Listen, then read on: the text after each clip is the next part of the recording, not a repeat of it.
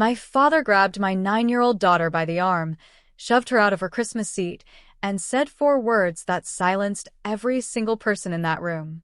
Not quietly, not privately, in front of 14 people, a fully set table, and a little girl wearing her best red dress. And nobody moved. My name is Maya. I'm 38 years old. I have spent my entire life making peace with a man who never deserved it. Swallowing comments, excusing behavior, telling myself it was generational, that it wasn't personal, that he just needed more time. I was wrong. It was always personal. This Christmas, I brought my daughter Lily to my parents' house for the first time since my remarriage. She was 9 years old, excited and completely unaware of what was waiting for her at that table. She'd spent the night before making my father a handmade card. She wore her red dress because she wanted to look nice for him. That morning, I received a text from a lawyer. I didn't tell anyone. I should have left right then. But I didn't. And then dinner was served. Lily had been so excited about that dinner. Before we continue with this video, please like, subscribe, and turn on the notification bell for updates. The whole drive over, she talked about the card she'd made. She'd used gold glitter on the edges because she knew Gerald liked fancy things. She'd practiced saying, "Merry Christmas, Grandpa Gerald," in the mirror that morning. 9 years old, and she was trying that hard. That should have broken my heart earlier than it did. My father, Gerald, is 67 years old and has run every family gathering the same way for 4 decades. His table, his rules, his order. My brother Derek and his wife Renee have 2 biological grandchildren, both boys, who always sit closest to Gerald. That's just how it is. I'd accepted it. What I hadn't accepted, what I kept lying to myself about, was what Lily's place at that table actually meant to him. When we arrived, I noticed immediately that Lily's name card had been moved to the far end of the table, near the kitchen door, away from everyone. I moved it back, quietly. Gerald watched me do it and said nothing. Renee whispered something to Derek. The turkey was carved. Everyone sat down. Then Gerald stood up, and the room went quiet in the way rooms only go quiet when something terrible is about to happen. He didn't shout. That's what made it worse. Gerald walked around the table slowly, deliberately, like he had every right in the world to do what he was about to do. He stopped behind Lily's chair. Lily was mid-sentence, telling Patricia about her school play, completely unaware. She didn't even see him coming. He placed his hand on her shoulder and moved her. Not asked, not gestured. Physically shifted my 9-year-old daughter out of her seat, like she was an object in his way. Lily stumbled. Her elbow caught the edge of the table.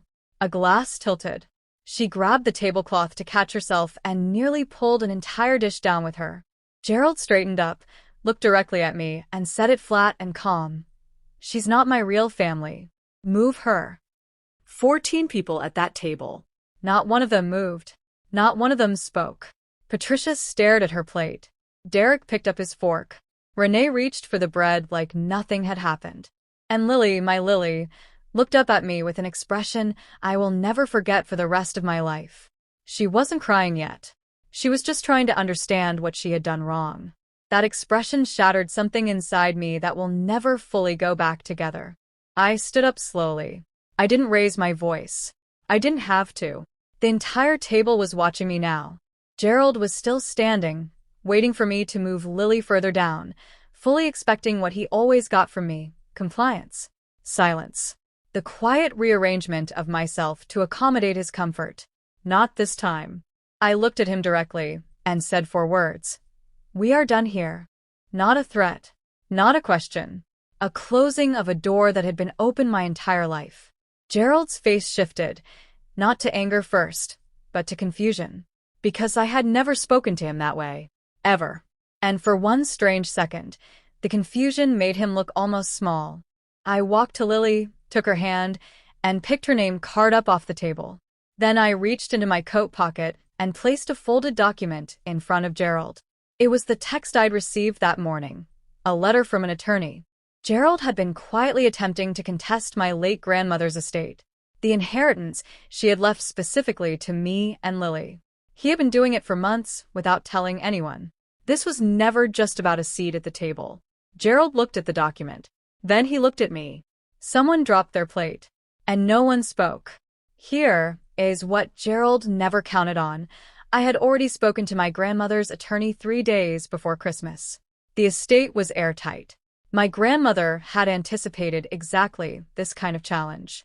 She had documented her intentions clearly, signed by 2 witnesses and a notary, with a letter attached that named Gerald specifically and explained why he was excluded. She had known her own son. She had protected us anyway. His challenge failed. His attorney withdrew within the week. But that moment at the table, that was the real document that mattered. 14 witnesses.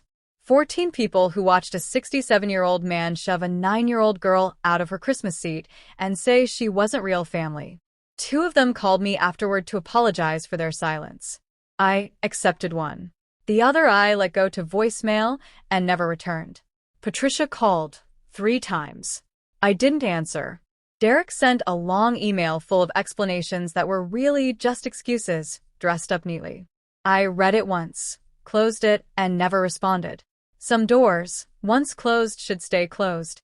In the car that night, Lily looked at me and asked quietly, "Was it something I did?" I pulled over. I looked at her directly and said, "No, baby. It was everything he did. None of it was ever about you." She nodded slowly, the way kids do when they're filing something away to make sense of later. Then she leaned her head against the window and fell asleep before we reached the highway. The following Christmas, Maya and Lily started their own tradition. A smaller table, warmer people. Lily wore the red dress again, her choice. And right at the center of the table, already in place before she arrived, was a name card with her name written in gold. Nobody had to move it. It had been saved for her all along.